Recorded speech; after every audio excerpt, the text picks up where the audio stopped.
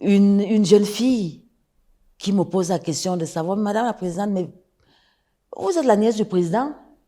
Je dis oui. Mais pourquoi vous n'avez pas les immeubles partout? Pourquoi vous n'avez pas... Je dis, mais ce que j'ai, c'est le fruit de mon travail. Je n'ai que ce que je peux m'offrir. Et je préfère encore donner, peut-être même donner ce que je n'ai pas, que d'accumuler. La vie, en fait, mais qui emporte quoi? Et je lui ai pris l'exemple, je lui ai dit, bon, ok, vous voyez, quand vous regardez là par la fenêtre, il y a tellement d'immeubles. Les immeubles poussent tous les jours. Oui. Mais est-ce que vous en connaissez les propriétaires? Vous pouvez me donner les noms, au moins 3 noms de tous ces... Elle me dit, non, je ne connais même pas, je ne sais pas. Voilà. Je lui ai dit, voilà. Je lui ai dit que moi, je préfère marquer les cœurs. Je préfère encore me consacrer à ce qui est, quel que soit le cas, que mon nom reste pour les actions que j'aurais menées, pour les autres, au service des autres, que d'avoir des immeubles. À quoi ça me servirait d'immeubles? Je préférais avoir que ma fille ait pour héritage ce que moi j'ai reçu. Des références, des femmes qui sont les références de mon entourage.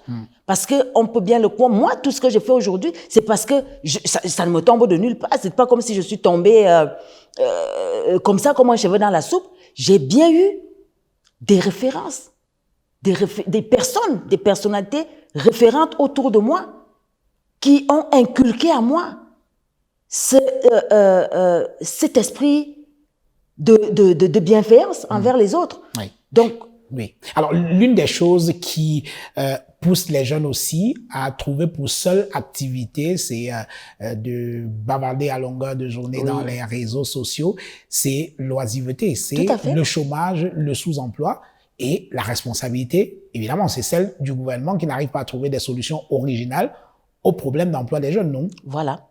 Mais c'est pour ça que je dis que la jeunesse elle-même a les capacités aussi d'apporter les solutions.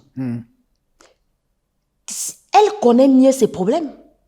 Elle est donc celle-là qui a aussi les capacités de pouvoir se mettre. Parce que si vous n'êtes pas une véritable force de proposition, comment voulez-vous qu'on vous écoute? Moi, je dis souvent que même le bon Dieu ne peut pas avoir 10 000... Personne ne peut avoir 10 000 interlocuteurs. Parce que si c'était le cas, je crois que même le bon Dieu, quand nous nous levons le matin et que nous prions tous, il exaucerait nos prières au même moment.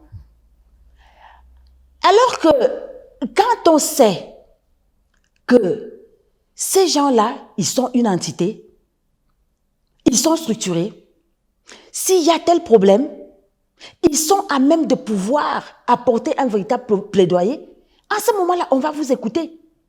Et on saura que, et même à plus petite échelle, moi je le constate aujourd'hui, dans la GEC, il y a des entreprises qui viennent de manière spontanée, parce qu'ils se disent ok, voilà. Et il y a des jeunes là-bas qui sont déjà formés, ils sont réarmés moralement, ils ont acquis des certaines valeurs, que ce soit des valeurs patriotiques, des valeurs républicaines, même les valeurs traditionnelles, parce que nous faisons la promotion de tout ça.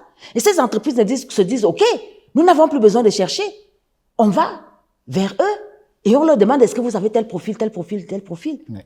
Et ça bénéficie directement à la jeunesse. Et c'est pour ça que je vous dis, c'est pas en restant chez vous, à vous morfondre, à boire en longueur de journée, ce ne sera pas la solution. Venez, il faut vous organiser pour que vos problèmes soient mieux répercutés. Je ne suis pas en train de dire qu'il y a des choses qui ne soient pas déjà faites dans ce sens pour encadrer la jeunesse. Mais en tant que société civile, le rôle de la GEC, justement, est d'accompagner ce qui est déjà fait sur le plan institutionnel pour que ça arrive véritablement à la cible.